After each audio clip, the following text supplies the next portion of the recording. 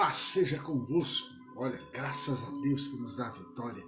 Eu deitei, dormi, acordei porque o Senhor me sustentou. E você também que está aí, ou ao vivo agora comigo às 5 horas, ou outro dia, outro horário, é porque Deus tem abençoado. Pegue sua caneca com água. Não esqueça que o Senhor Jesus Cristo salva. Olha o símbolo da salvação, a cruz. Ele batiza com o Espírito Santo. Olha aí o símbolo, a pomba. Ele cura o cálice, símbolo da cura divina, irmã Vera Lúcia. E ele em breve voltará. Pegue seu copo com água. Nós vamos abençoar essa água no final para você tomar. Amém? Hoje a nossa meditação é Mateus capítulo 23, que nos fala várias coisas sobre o versículo 2. Ele diz que na cadeira de Moisés estão assentados os escribas e fariseus. Escribas e fariseus eram duas classes religiosas daquela época. Os escribas atuavam no meio da elite, da classe alta, no meio dos príncipes. E os fariseus eram aqueles que exigiam que o povo guardasse a lei e eles mesmos eram hipócritas. Então, na cadeira de Moisés fala o orgulho e a vaidade dos escribas e dos fariseus era tão grande que eles se autoproclamavam detentores da autoridade de Moisés. Então, é onde Jesus ele fala, olha, na cadeira de Moisés estavam esses homens, os escribas, os fariseus, certo, amados? A autoridade de Moisés era respaldada pelo seu caráter justo e pela obediência aos mandamentos de Deus. O Moisés, ele nunca se aproveitou da sua posição de líder para se beneficiar. Pelo contrário, serviu a Deus e ao povo todos os dias da sua vida. Já esses religiosos aqui, escribas e fariseus, já era um caráter de infidelidade. Queridos, ocorra o que for, que o nosso caráter possa ser de servos de Deus. Guarde essa palavra com você. No versículo 3, todas as coisas, pois, que vos disseram que observeis, observai-as e fazei-as, mas não procedais em conformidade com as suas obras, porque dizem e não fazem. Aqui, irmãos, Jesus está falando sobre dizem e não fazem. Há um ditado popular que diz, faço o que eu digo, mas não faço o que eu faço. Você já deve ter ouvido esse ditado, não é verdade? Então isso poderia ser aplicado aos líderes religiosos daquela época. Todos nós que estamos num posto de liderança, seja pastor, seja você mãe, você pai, você é um líder. Isso é muito sério, né? A gente mandar nossos filhos fazer coisa que a gente não faz. Então é muito importante isso. Nós temos filhos, nós temos netos, eles estão nos observando, certo, queridos? Então é muito importante isso. No versículo 13, Jesus começa a falar sobre os ai, ó. Ai de vós, escribas e fariseus, hipócritas, porque fechais aos homens o reino dos céus, e nem vós entrais, nem deixais entrar. Aqui Jesus vem com um bocado de ai. Ai de vós, escribas, devorais as casas das viúvas. Ai de vós, escribas e fariseus. É um monte de ais aqui. É o julgamento do Senhor, queridos. Os ais, eles proferidos pelo Senhor Jesus, mostravam a sua indignação com a hipocrisia dos fariseus.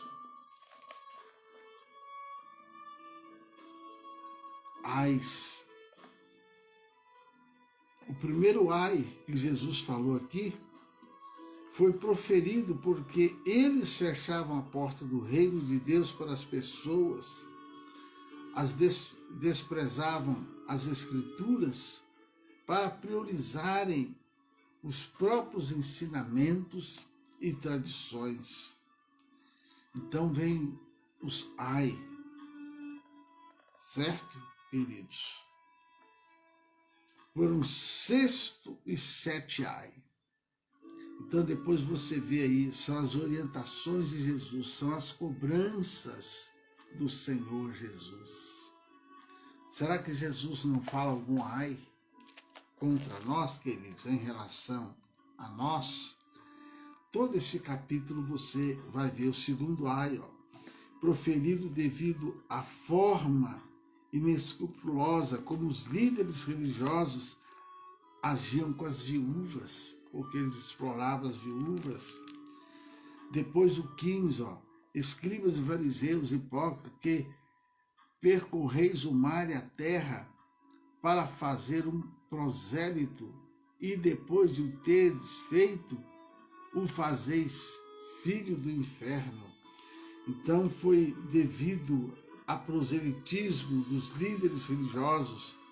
Eles viajavam dias por terra no mar para tentar converter as pessoas às suas próprias tradições, ao invés de evangelizar. Queridos, nós temos um compromisso: evangelizar, é falar do amor de Deus. O que é proselitismo? Proselitismo, às vezes a pessoa fica tentando tirar os outros da sua igreja. Muito cuidado. Hoje em dia tem muitas igrejas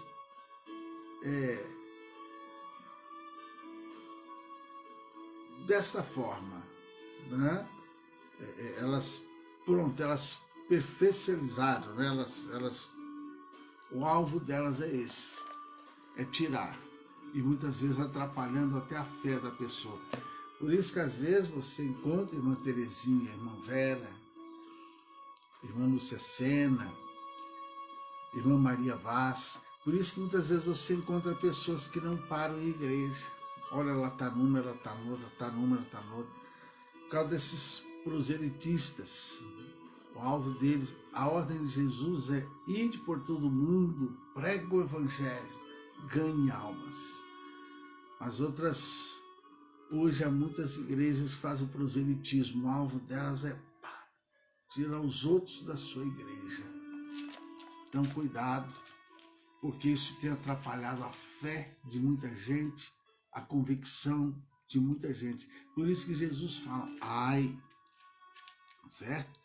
E por aí, queridos, você vai ver Jesus em todo esse capítulo, depois leia todo esse capítulo, esses ai que o Senhor Jesus, ele vai mostrando, ele vai dizendo.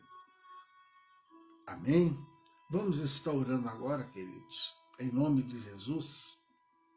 Querido Deus e Pai, autor de nossa fé, nós vemos aqui essa orientação do Senhor, usai, quando aquelas autoridades religiosas, pela sua postura, pelas suas atitudes, pelo caráter deles, pela exploração que muitas vezes eles faziam da fé das pessoas, a cobrança que eles faziam das pessoas e eles mesmos não estavam praticando.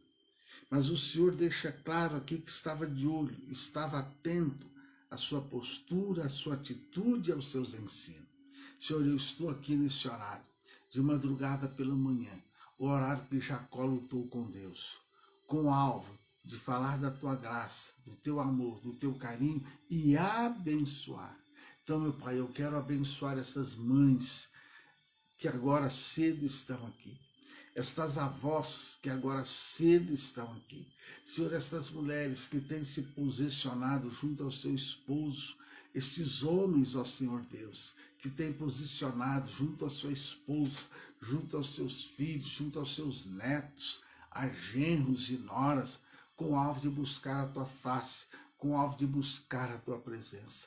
Muitas vezes, Senhor, eles têm orado pela salvação do cônjuge, têm orado pela salvação da família, têm clamado, têm chorado, têm jejuado, meu Deus. Senhor, muitas vezes problemas que chegam na casa, chegam no lar, na família. Tuas filhas, teus servos, muitas vezes têm colocado o joelho no chão. Muitas vezes, ó Deus, a lágrima tem rolado de seus rostos, clamando a Ti em nome do Senhor Jesus. Meu Deus, essa mulher, este homem, que muitas vezes vê a sua família deteriorar, que muitas vezes vê o caminho da perdição, o caminho do pecado, o caminho de vícios adentrar na casa. Meu Deus, esta mãe que teve dores de parto, e muitas vezes na vida ela teve dor para conduzir a sua casa na tua presença. Tua palavra fala que a mulher sábia, ela levanta cedo, adquire uma herdade, a compra e dá ordem aos seus criados, a sua casa. Meu Deus, quando as tuas filhas nessa hora já estão de pé, começando a organizar a sua casa, começando a organizar este dia, a partir do café que fazem para a família. Que a tua boa mão seja com cada um desses teus filhos. Guarda aqueles que vão estar saindo de casa daqui a pouco, seja de ônibus, seja a pé, seja de carro, pegando esse trânsito. Deus, tendo as questões de trânsito, as questões de roubo, as questões de assalto, espíritos malignos que armam cerca de toda forma, mas que o Senhor dai ordem aos teus anjos a nosso respeito, em nome do Senhor Jesus. Pai, eu quero abençoar. Eu não quero ouvir de Ti nenhum ai, pela minha postura como sacerdote, como pastor, mas eu quero ser instrumento para logo cedo estender as mãos, abençoar. Abençoar não só a Igreja Quadrangular 37, não só esse povo que por hora os senhores me colocam como pastor para abençoá-los, mas todos aqueles que tiverem acesso a esta live. Amém? Pode beber água. Essa água, às vezes, se você quiser guardar e dar para alguém, faça isso. Amém? Queridos, nós vamos estar terminando, mas essa palavra vai estar no meu Face. Mais tarde eu farei também uma live no canal Lelis. E que o amor de Deus Pai, a graça do Senhor Jesus, a comunhão gloriosa do Espírito Santo seja com todos vós hoje e sempre. Amém? Olha, um beijo no teu coração. E viva Cristo!